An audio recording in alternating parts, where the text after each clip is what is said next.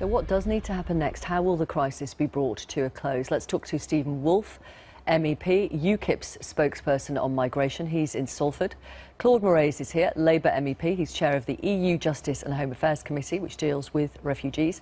And Gemma Parkin is here too from Save the Children. Welcome all of you. Stephen Woolfe, can you see an end to this crisis? Unfortunately not, whilst we have war in Syria, whilst we have the disruption of ISIS or Daesh in Iraq, and whilst we still have the problems in Lebanon, but also bear in mind the economic problems that are running through northern to southern Africa. So we have to come together as a world, and I'm deeply, deeply surprised that the United Nations have not acted quickly and in unison by calling for a conference of unity to try and solve the issues that we're facing at the moment. Do you think people would listen even if the UN did do that? Well, I think there's a number of mandates that the UN could look at. There is the mandates of extending safe zones and how we make sure that we've got extended safe zones in Syria. I think there's the way that we have to come together to find a solution to the competing interests around Syria, from the Turkish to the Saudi Arabians to the Israelis, and of course those who wanted regime change in the first place, and involving Russia and China in this as well. Only then will we be able to solve some of these issues that we're facing now. Claude Moraes, what do you think needs to happen next? Well, for Syria, I mean, that's a whole other planet. I mean, there's a big schism between Russia, the United States, and I was glad that the government is now addressing that. John Kerry was there. But let's be clear about that. I mean, Syria is shredded. It's a shredded country. So even if we now have the diplomatic stuff going on, you've got a refugee crisis. You've got a refugee crisis there in the neighbouring states, and you've got one in the European Union. So even if we have that solution, we've got a problem. And it's a problem which, is bigger than the 1990s, the former Yugoslavia, and we need to solve that problem. So the issue for the next steps is to realise that we as a country, the United Kingdom, have to do something, and the European Union... Britain is doing something? Yep, it is. And, so you need to do something more? Sure, yes, yeah. and we have to, together in the European Union, understand that we cannot have this kind of paralysis that we saw in your report. I thought it was a very good report. That kind of paralysis has a humanitarian cost, but it also has a very practical cost. And that cost is not just for the rest of the continent of the European Union, it will come to us too.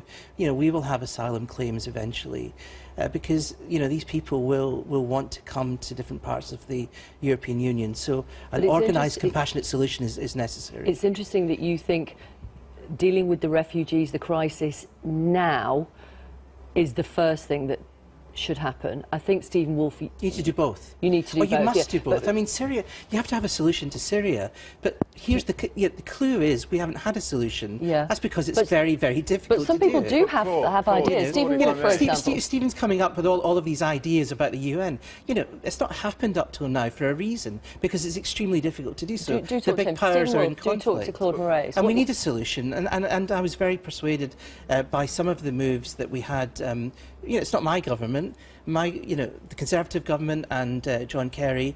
That's got to happen. It's got to happen fast. But Claude, if we don't do something now, fully well from the United Nations that there is over 1 million people on the borders of Turkey to Libya, that there are 59 million people who are in a sense of displacement, that this problem will continue. And if we put our heads in the sand and just say it's a European Union, I can't accept it's a European Union problem on its own. Look at the Middle East. The Middle Eastern countries are not doing their fair share. They're not even doing anything in Saudi Arabia or the Middle East. Do you not think they should be involved? You're conflating two things. You want to have a foreign policy discussion and a refugee discussion. There are two things happening. You've got to solve the Syria issue, because that's the source, and I'm glad you admit that there are many Syrian refugees, and we have to solve the crisis in Europe. People are suffering.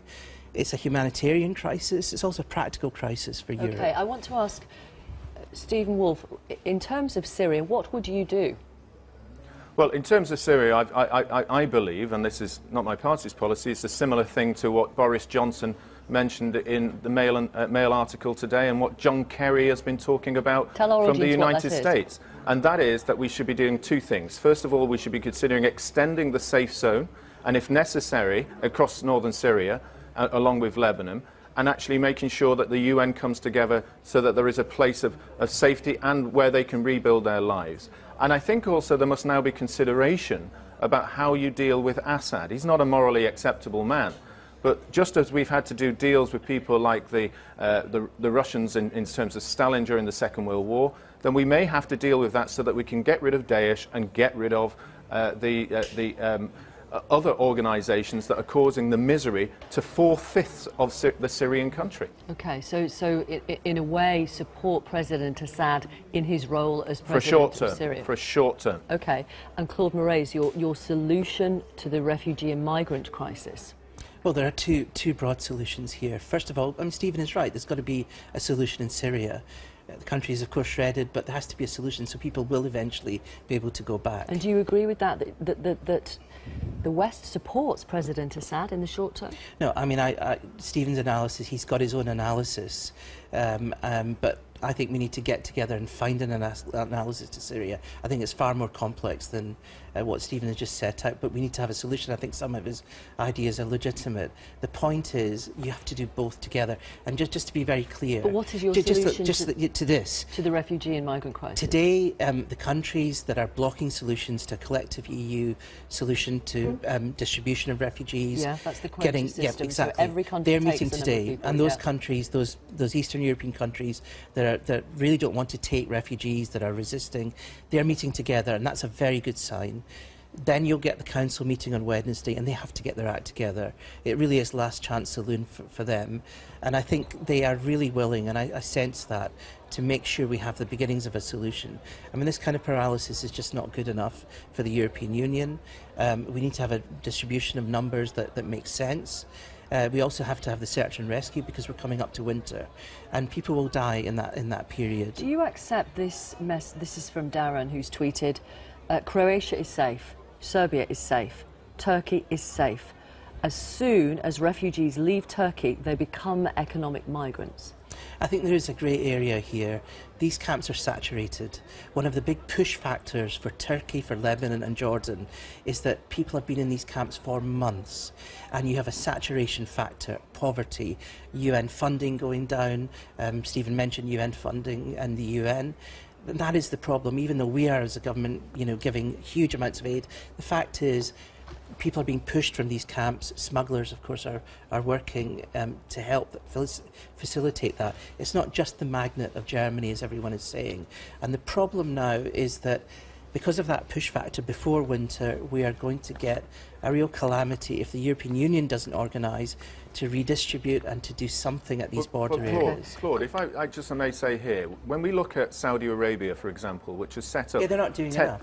A set of tents that are used for Hajj for a couple of weeks of the year. There are 3 million places there in a warmer environment, less dangerous than that in Syria, less complicated than in Lebanon and in Turkey. We could really have some sort of solidarity from that part by putting them into those tents as well. Why is Saudi Arabia not putting its hand in its own pocket to help people in the region very close to it? Don't answer that, because I want to bring in Gemma Parkin from Save the Children. What would you like to see happen? Well, the UK government has already said that 20,000 Syrians will now be resettled from the refugee camps in Jordan and Lebanon. They'll be brought to the UK, so that's a great first step. And I think the rationale for that from the government was that they didn't want to be relocating people that have already arrived in Europe, because they would see that as sending a signal that you should make this journey and then you'll be allowed to come to the UK. But within that rationale, it misses the point that we can't assume that the children that have arrived on their own to Europe and they've crossed the desert and they've been at the hands of really brutal people smugglers and they've risked their lives to do the sea crossing into Turkey or to Italy, we can't assume that those children are safe now that they're in Europe, especially if they're in somewhere like Greece where there's no reception facilities to speak of. Well, there's no refugee camp. You know, children are literally sleeping rough in the forest, on the beach. Children are being raped. You know, they are then picked up again by people smugglers. To a 10-year-old at one of the migrant camps in Greece. Tell our audience about that, because they may not know that. Well, any time that you have children without any protection from the state, sleeping rough, of course they are going to be susceptible to the worst forms of violence and exploitation. These are unaccompanied. They are not with their mum and children. dad. Yes, exactly. So there are roughly 9,000 children that have arrived without their parents, and those are of the greatest concern to Save the Children. What we find is that they are at risk of being trafficked, even when they are in Europe.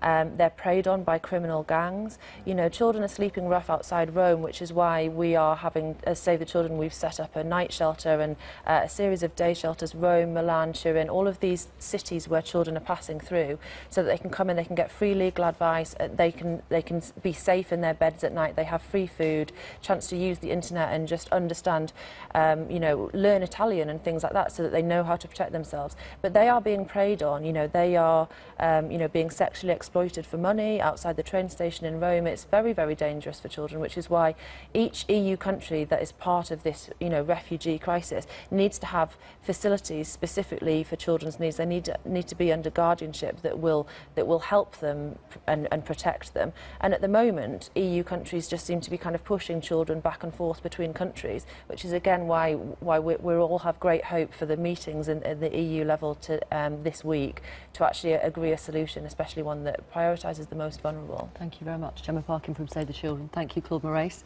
Labour MEP, and thanks Stephen Woolfe, UKIP MEP. And of course we will report back on those meetings and whether or not they come up with a solution.